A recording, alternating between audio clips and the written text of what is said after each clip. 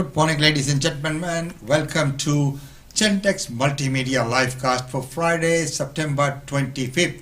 But first, the headlines. Victorian Premier Daniel Andrews is set to front the estate's hotel inquiry today, as we know that is an ongoing issue. The Treasurer will announce major credit reforms to help kick-start the economy.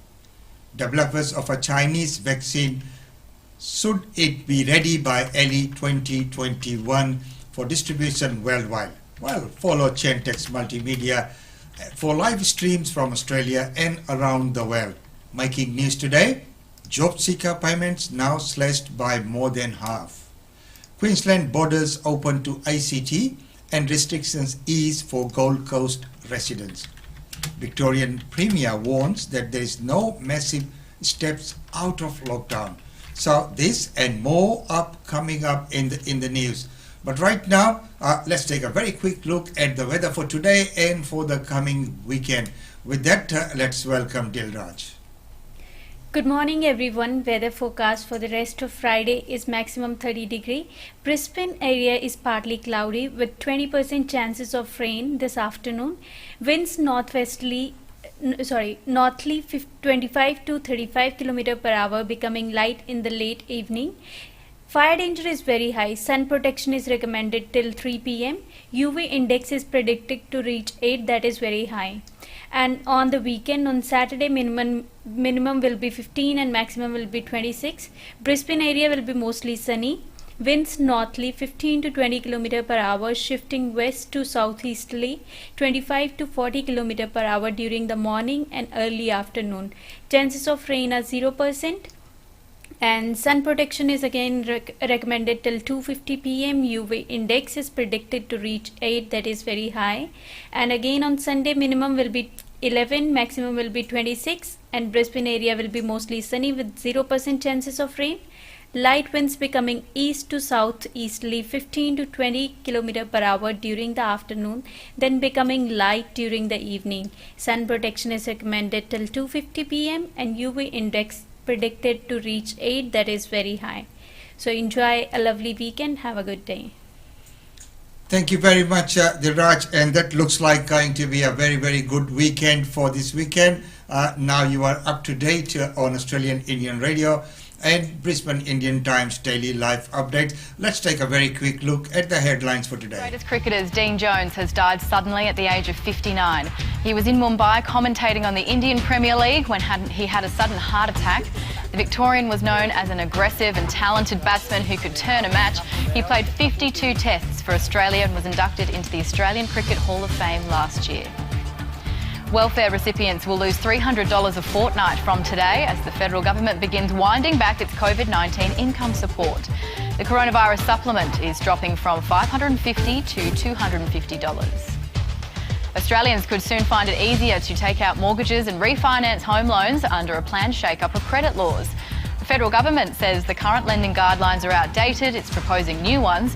Under these changes, borrowers won't need to hand over as much information to banks, which would shorten the time it takes to secure loans.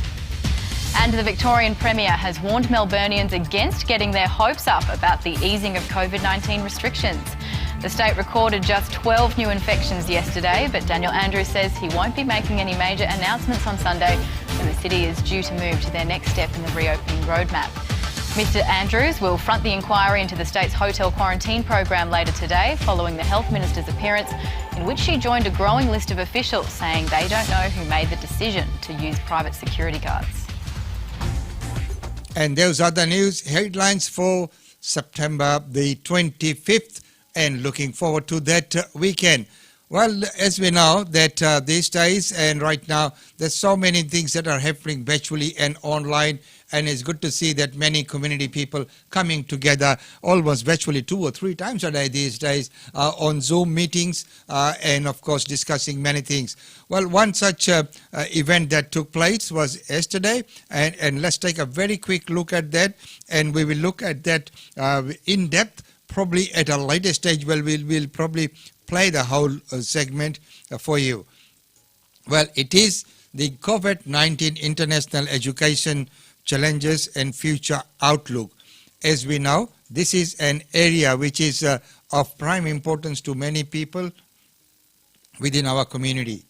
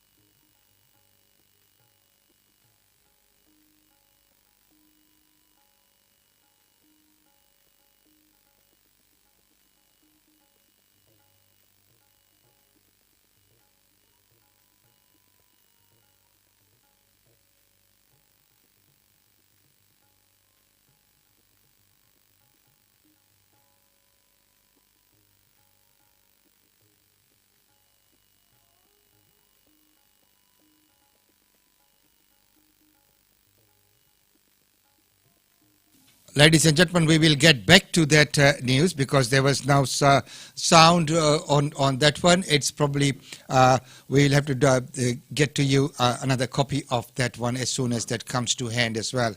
Well, right now, let's go to the news. And looking at the news, we have, well, right now, the first news is about unemployed facing the end of JobKeeper and the coronavirus. Let's see what's happening there.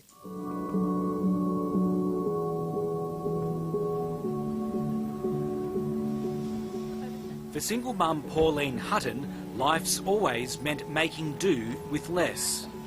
Sometimes late at night I would actually sit there and cry because I really couldn't work out how to stretch the money any further.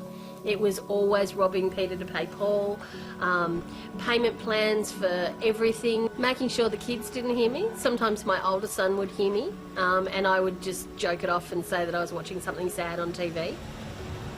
Pauline's been on unemployment benefits, Newstart, now JobSeeker, for the past 18 months. She works as a casual in retail, but it's usually not enough to get by.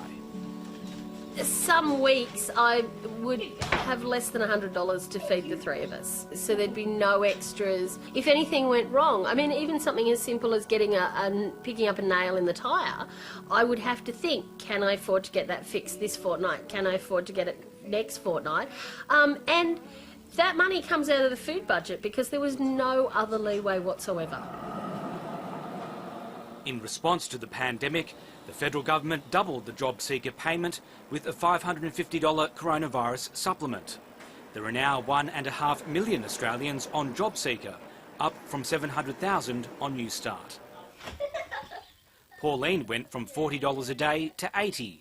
Her fridge is full, her car has petrol, and she's paid off the home appliances she was renting. I haven't skipped a meal. As I said, much better. We're having a roast once a week, much more fresh veggies. Okay, now to unpack the veggies, huh?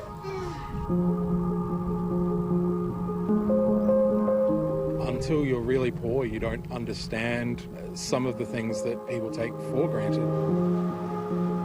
Hey there. On the very first day of me getting the supplement payment, Come and take a seat. Thank you very much. I was walking through the local mall and I looked at the hairdresser and What are we going to do today? just the off the top. And then I realised, oh wait, I have enough money that I can look presentable. Dane Williams says his dignity has been restored, investing his extra money in a fresh haircut and new clothes for job interviews.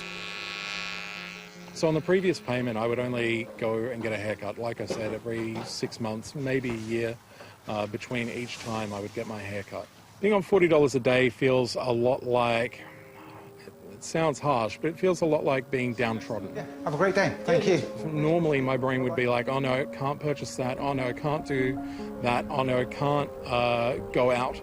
And these things got to shift and change into situations where I was able to be like, oh no, you know, I can afford a nice pair of pants, so that way when I've got my next interview I actually look good. I can afford good clothes for the winter, so that way I'm not freezing cold.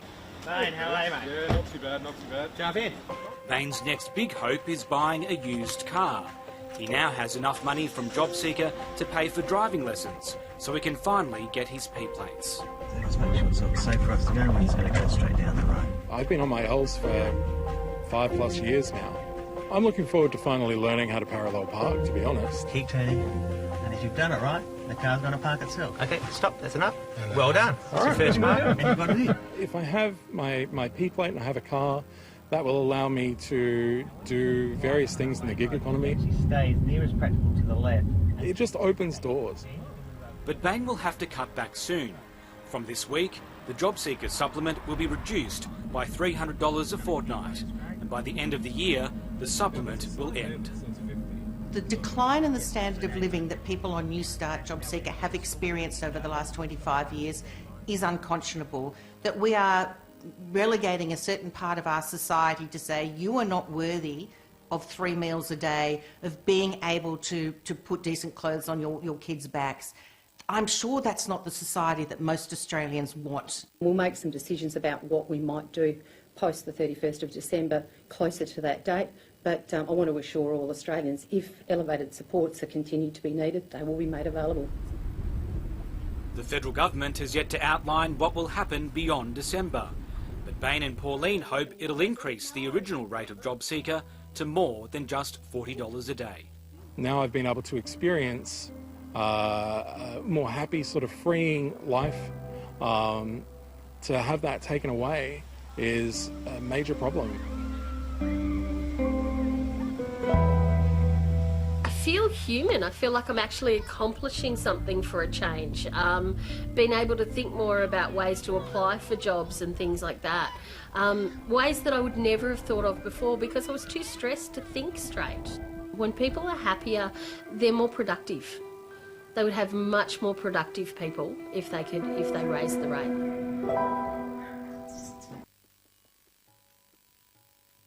Now that's a debate to be had, and of course, there's not a doubt that that extra income that was coming in went a long way. But of course, it has to be costed. It has to be afforded. It is coming out of somewhere, and to the recipients, it is wonderful news, and that's a lot more that they can get done.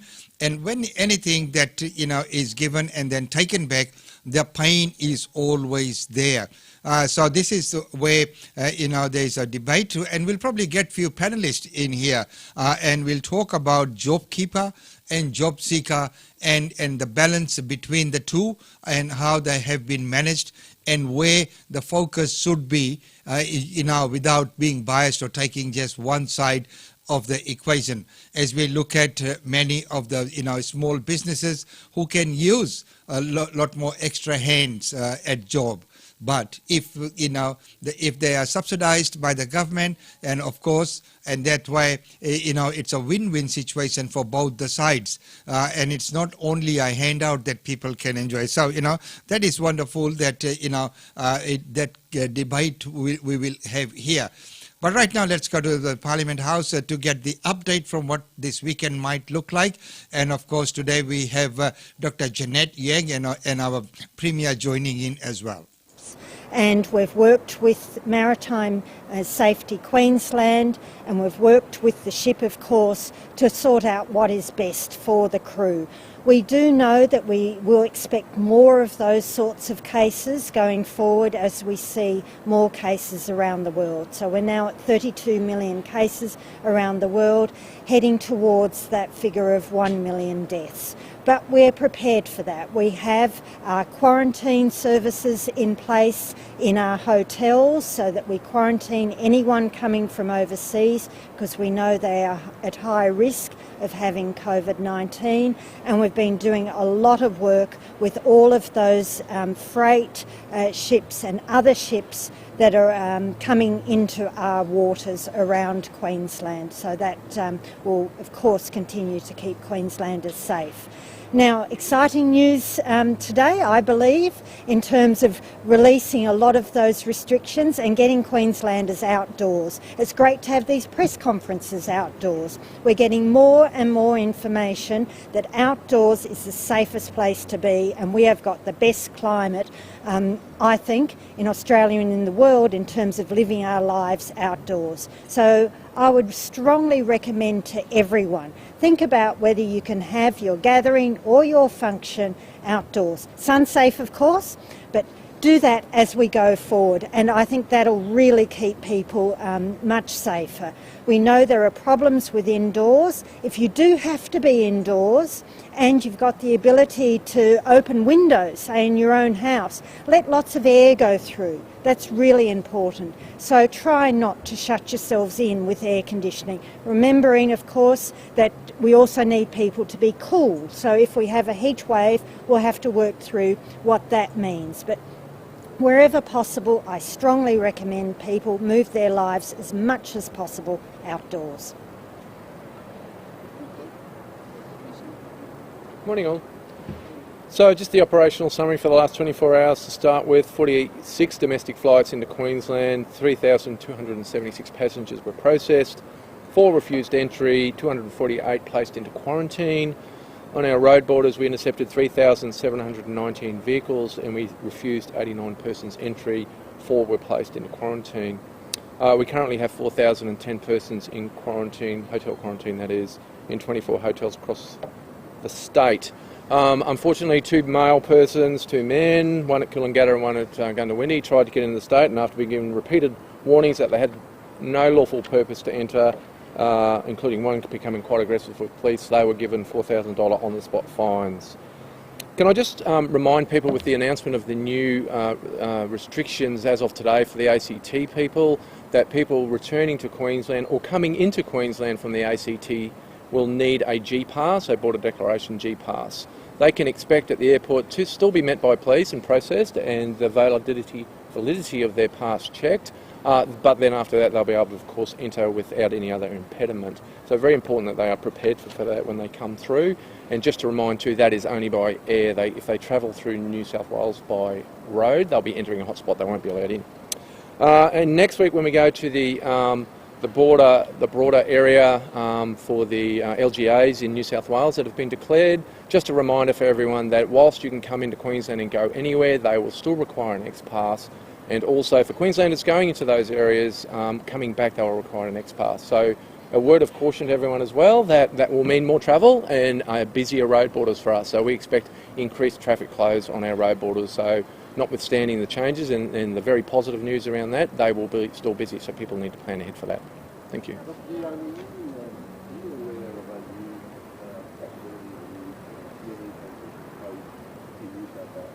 Yes, we did have some preliminary discussion at AHPPC yesterday about that, so that's been investigated by New South Wales. It does, yes. Yes. Yes. It's... Well, no, we need to wait for them to complete their investigation, but it would appear that way. On the weaker shift, why are those 2 cases not considered Queensland cases? And what happens with the rest of the crew members on that shift as well? Yeah. So they will be considered Queensland cases when they come on shore. So at the moment they're offshore.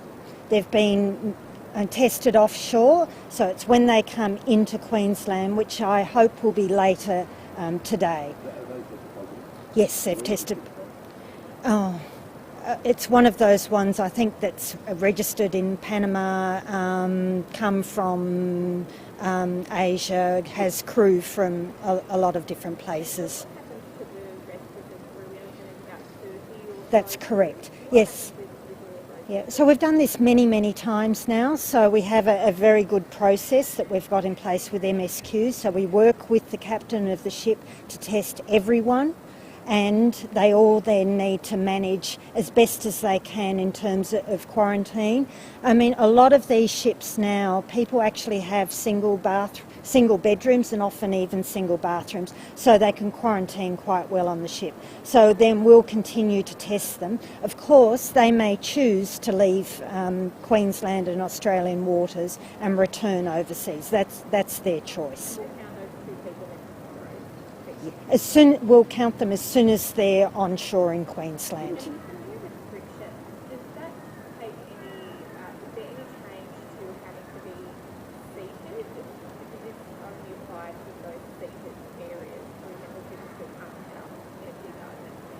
That's correct. At the moment it's still the same. It's just increasing the density to 1 per 2.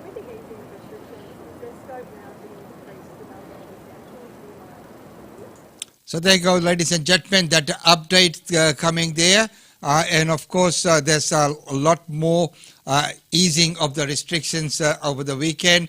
And right now, let's hear from Minister Stephen Miles. Look, I understand Josh is a bit bemused, and it's true. I thought he'd accused me of lying about one thing when actually he'd accused me of lying about a different thing. Both of them were equally offensive. So in that interview, which I'd seen a summary of at that time, he accused us of making up that the Defence Force were being used as a pawn in the border war against Queensland. That was the quote. He said it was garbage. Now, that's not garbage. I think you can very clearly see that they are discriminating against Queensland. They continue to provide Defence Force support to other states.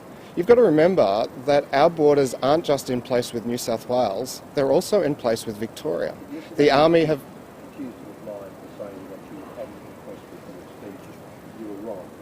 Yeah, as I've said, Lane, I understand Josh is offended because I thought he'd called me a liar about one thing when actually he'd called me a liar about a different thing.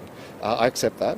But both are important, both are true, both were being said by Commonwealth Government ministers. And the battle of federal and state politics there, in a time like this when we should be working towards a common goal, and the common goal, being the safety of everyone and working together. Well, anyway, we'll keep an eye on that news and see how it goes. And as we saw yesterday, Minister Stephen Miles was a little bit disturbed about those allegations. Longer line of Morrison government ministers every day on every program out there attacking me, attacking Queensland, attacking our restrictions that have been so successful. And the only difference is that we have an election coming up. So who do you think is making it political?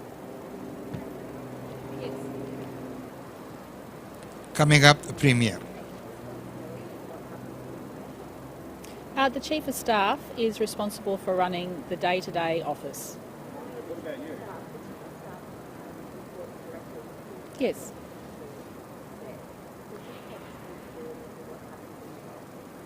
Yeah, I'll always take responsibility for what happens not only in my office but for government as well. Oh, Sarah, I'm so glad you asked me that, because it is very clear that when the CCC started an assessment which turned into an investigation, the Director-General forwarded that report to them and did not forward it to me. No, never. Never. Never. I was not given the report. It was forwarded to the CCC. It is completely inappropriate for that report to be forwarded to me whilst there was an assessment which then turned into an investigation.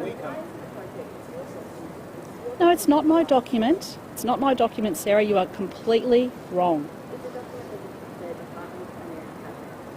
It had been forwarded to the CCC. It was completely inappropriate for the Director-General to forward that to me.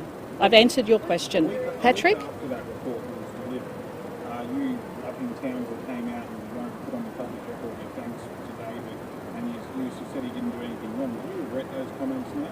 Well, that was my understanding at the time, Patrick. From your 2 weeks Yes. ago, you said you would be beefing up the exemption Yes, my understanding there is extra people in the exemptions unit now. Yes. Did you make an error when you didn't complete the declaration form? The processes have been fixed up. But why did you not fill it in? Sorry? Can you reflect on that error?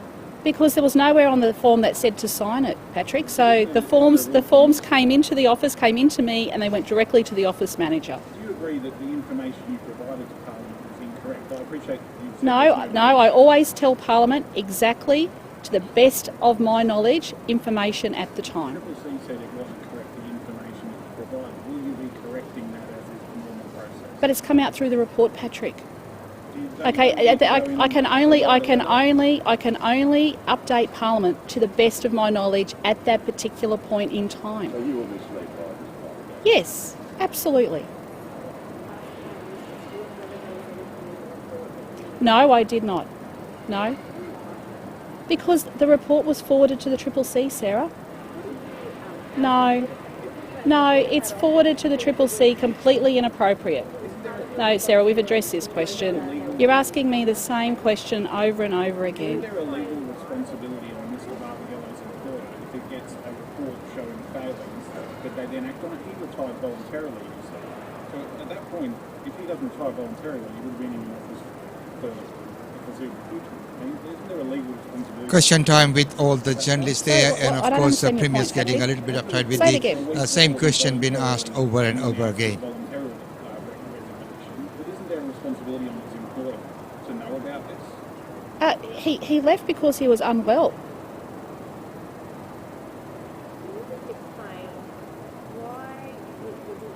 Ladies and gentlemen, we'll leave that report there because, the updates have been provided. This is the question time with the journalist there. And of course, the questions that they have been asking, the Premier had already answered. And that's what she's saying that, ask me another question. Well, right now, let's try and connect once again with AIBC for that very important seminar that happened yesterday. We'll try and bring to you a few glimpses from there, and I'll see if the sound is better this time. The newly elected president for the Australia-India Business Council. Yes, I can see the levels there now. And of course, our illustrious panel, who each of them will be introduced before they make their comments.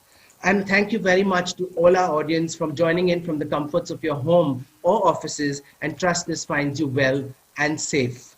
I would like to share the format for this evening. We will commence by... So there will be few speakers coming on, and we'll go to each one of them briefly, and later on we will advertise a time where we will run the full webinar here live from our station. Maybe. I'm indeed delighted to participate in this webinar on High Commissioner COVID-19 of and India. International Education, Impact, Challenges and Future Outlook. It is great that AIBC has set up this discussion. Indeed, it is a timely initiative. It is a great honor to have His Excellency Dan Tehan, Minister, participating in this event. This shows the importance that is being given by the Government of Australia to this relationship, or this aspect of our relationship. It is also a pleasure to have my counterpart, Barry O'Farrell, a great friend of India. Friends, the pandemic has greatly changed the way we engage with each other and the way we do business. But the fact is that the pandemic is temporary, but the partnership between India and Australia is here to stay. Let me recall the virtual summit between our two PMs on 4 June this year, when our ties were elevated to that of comprehensive strategic partnership. The document recognizes, among other things, that education, research and skills are a central component of the relationship. It would be of interest, I think, in the context of this discussion, that this document also recognizes that we will work together to support the development of education campuses in each other's countries. I may add that an MOU on vocational education and training was also concluded within the framework of this summit. We do recognize, we are realistic, and that the pandemic has the potential to interfere with our plans. And I am really happy, delighted to be in a position to thank the Government of Australia and Minister Dan Tehan especially for providing such a caring environment for our students, notwithstanding the domestic challenges. There have been serious situations in the past involving the safety of Indian students. In the recent period also, it is a very, very unusual situation. But each time we find that the Australian government has engaged with us and worked with us to provide the confidence and the best kind of solutions that are possible, which will inspire confidence. So once again, I would like to thank Minister Dan Tehan and through him the entire Australian governments and relevant authorities. As we went into the pandemic situation, Indian students were already discovering Australia. I understand there were almost 100,000 Indian students benefiting from world-class education in Australia. In India, also there have been some changes which are relevant when Australia looks to engage with India and when India looks to engage with Australia.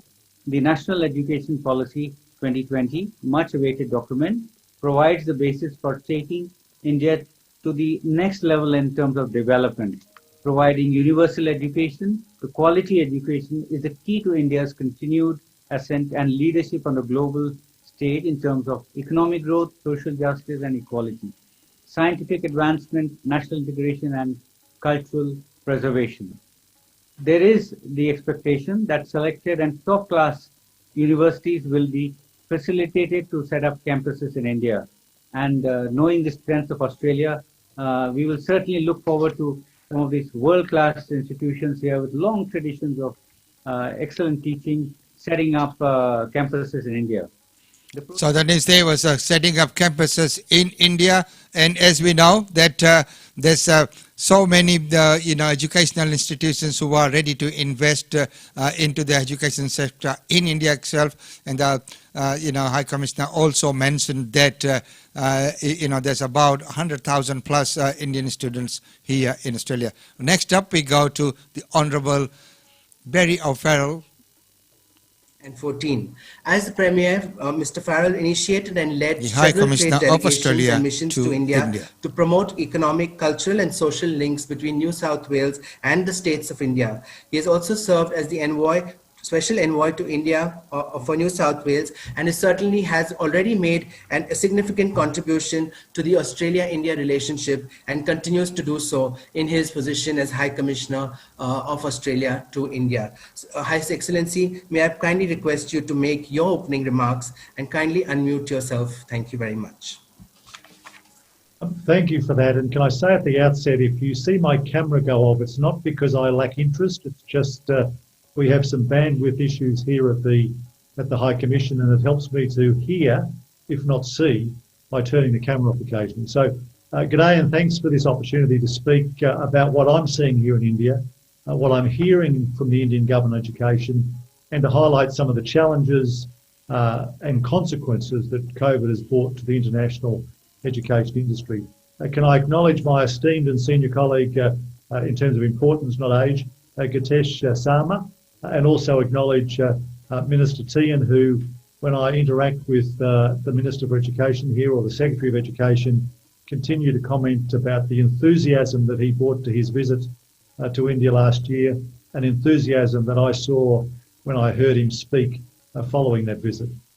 As the High Commissioner in Australia has said, the elevation of the bilateral relationship between India and Australia to a comprehensive strategic partnership really is testament to the strength of the bond between our two countries.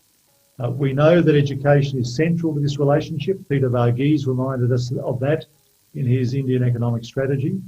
And the power of education to build people-to-people links and soft diplomacy will bring our countries even closer together, not just during these times, but in that post-COVID world we're all looking forward to. Prime Minister Modi has publicly bestowed his trust in the Australian government and the efforts being made by all sections of society in support of the vibrant Indian community, including students in Australia during this time. Can I echo Gitesh's comments in placing on record my appreciation for the support of the Australian government in particular, can I say, having spoken to most of the Vice-Chancellors, the extraordinary efforts that the universities in Australia have gone to in ensuring that Indian students, as well as other foreign students, have been looked after as this pandemic has had an impact. But again, to commend the Indian diaspora in Australia for coming forward during this pandemic, as they did during the bushfires and in other crises, to assist with this effort as well. I know that Minister Tian's always looking for metrics around the Australia-India relationship. One of the metrics I use is that 1 in 35 Australians are of Indian origin. In other words, either born in India or had one parent born in India. And that, so as you can hear from that report, that there's so much that we have in common and so much that we can do.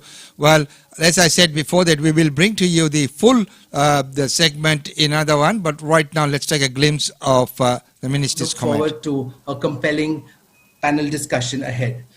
I would now like to take the opportunity to invite Ms. Ravneet Pawar, President Victoria Chapter, Australia-India Business Council, to introduce our keynote speaker, the Honourable Dan Tehan, Minister for Education, Australia. Thank you. Ravneet, Thank you very much, Vinod. It is an absolute pleasure for me to be here this afternoon or this evening and chair of the Coalition Friends of Tourism. Mr. Tian has master's degree in international relations and foreign trade and affairs and trade. May I request the Minister to share his thoughts? Thank you, Ranveet, for that very kind introduction, and can I acknowledge both High Commissioners and thank you both for your very kind words, and in particular, High Commissioner, can I just acknowledge your recognition of the role that the Australian Government, Australian universities, state and territory governments have played in ensuring that the Indian students who are here are safe and well, and to the best of our ability have been able to continue their education. Can I also thank you for the contribution that they've made to our nation as we've worked through this pandemic.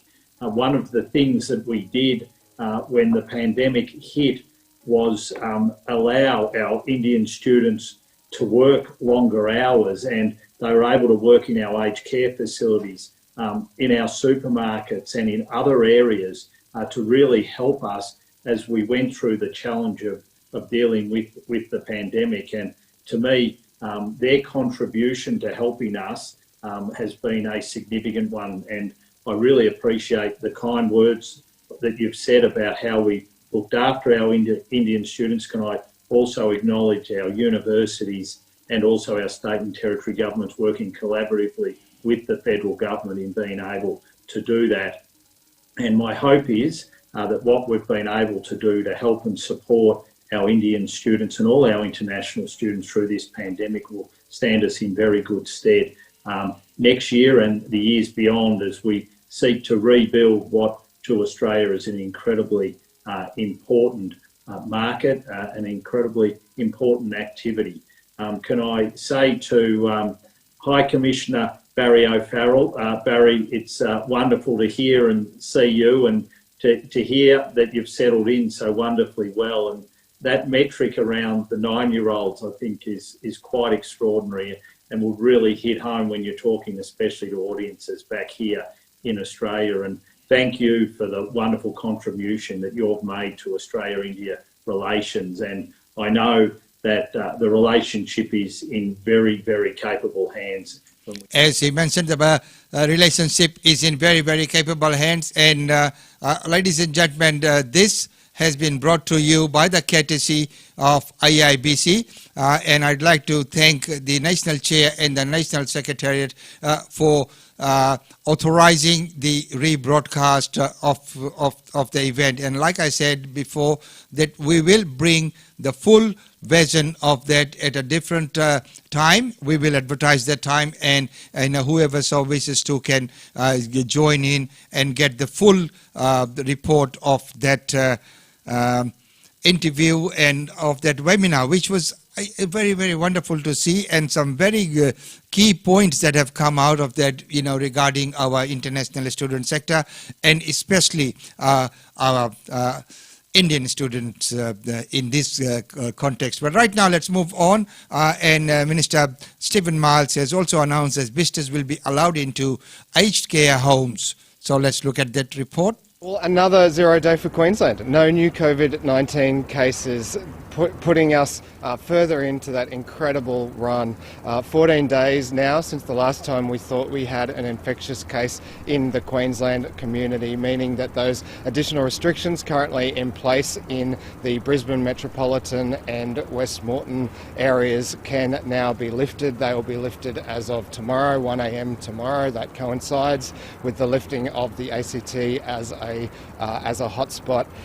And lifting of that ICT means that they cannot drive through New South Wales to come here. They have to fly from Canberra to Brisbane to qualify, or to any other port in Queensland to qualify for that. Next up, Western Australia, the police commissioner there reflects on the investigation after the Claremont killing, convicted of the 2 murders. Today's verdict marks a long-awaited milestone in one of Western Australia's most complicated, horrific and heartbreaking cases. The crimes of Bradley Edwards span back 32 years. We must never forget Jane, Sarah and Kira, and the other living witnesses and victims, and the devastating effects these crimes had on their families. Lest we forget, as he mentioned, that we should never forget. And now, still in Western Australia, next up we have the Premier there who's issuing a plea again on this case. Let's hear from Bradley speaking after the Bradley Edwards conviction from Western Australia Premier Mark McGowan. If you know where Sarah Spiers is, can you please tell us? Can you please tell us? Can you please provide some closure to the Spiers family to let them know where their daughter is?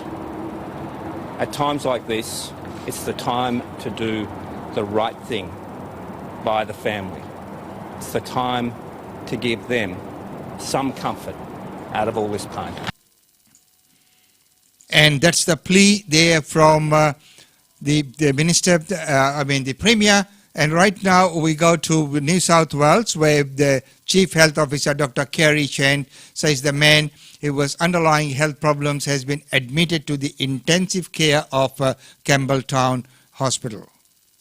The person lives in a supported accommodation environment with a small household of 2 additional people. Those individuals have been tested and we'll have the results of those individuals later on today. The source of the infection is under investigation. We're exploring a number of avenues at this time, but as I said repeatedly, it's important we don't speculate and take a particular focus on the source, but at the moment we are investigating a number of lines of possibilities.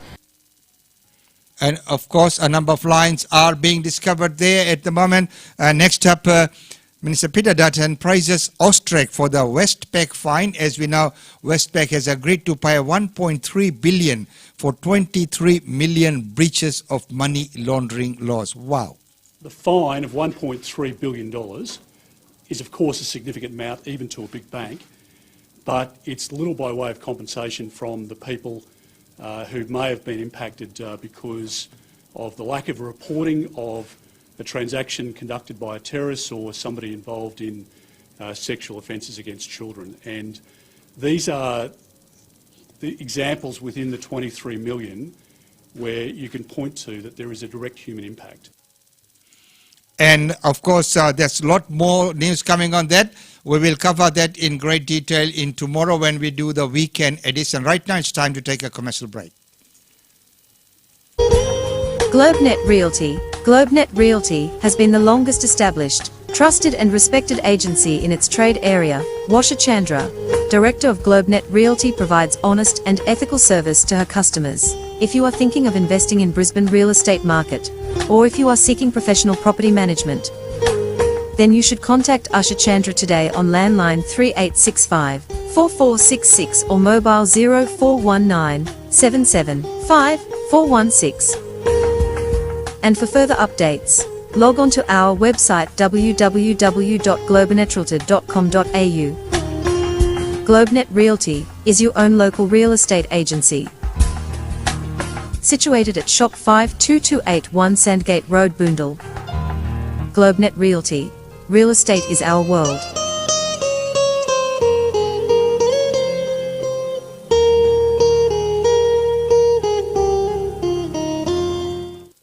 GlobeNet Realty, and thanks for that.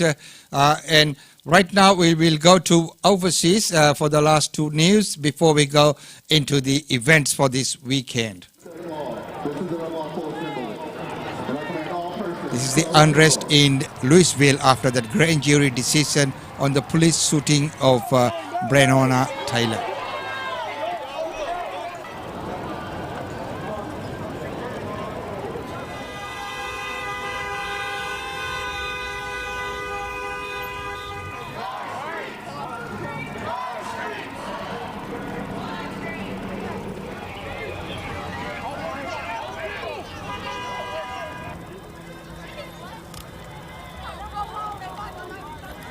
And we will follow up that story as well. The last news in the international sector today is the Chinese media is reporting Beijing has banned Clive Hamilton from entering China. Quoting an unnamed source, the state-owned Global Times newspaper said that Professor Clive Hamilton and Alex Joshi would be refused entry in accordance with the entry and exit law of People's Republic of China. So let's get to that news. And once again, I'd like to thank you all for being part of today's show. It's pretty clear from the Global Times article that the banning of myself and Alex Joshi is in retaliation to the Australian government's exclusion of two Chinese academics, Chen Hong and Li Jianjun. So it seems to be Beijing's way of saying, well, if you're going to do it, we'll do it too. It's a pretty petty response, I think, but that's the kind of mentality that the Beijing government has. And so, as a keen observer of China for many years, can you just talk to us about what you've seen happen in the bilateral relationship between China and Australia over the past few months or so, and whether you see any reason for any hope of repair in that relationship, indeed in the short term? Well, as we now know, for many years the Chinese Communist Party has been carrying out influence operations and interfering in Australian politics and institutions like universities. The federal government decided 3 or 4 years ago to start pushing back, banning Huawei, introducing foreign interference legislation and a range of other measures.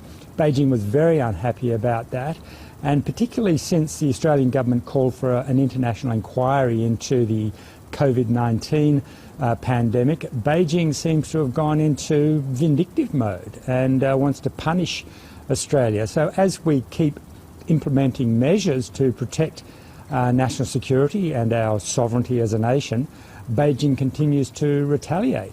I have to say, I mean, the Morrison government has made it very clear in a calm but persistent way that Australia will not sacrifice its national security or sovereignty. So really the ball is entirely in Beijing's court. I mean, if they stop interfering in Australian politics and trying to influence Australian institutions, then the relationship can get back on track. So it's really up to the Chinese Communist Party, because Australia has made it clear, we're not going to capitulate. And you believe? So we looked at the two bilateral relationships. First, we looked at Australia and India, and through the international education sector, and we could see the collaborations that's happening there. Now, second up, we looked at the China and Australia relationship. Between that area, there is a little bit of tension and a estranged relationship there. Well, right now, let's take a very quick look at all the functions and events for the weekend or coming week. Remember that most of these would be now happening online, or they are virtual functions or events.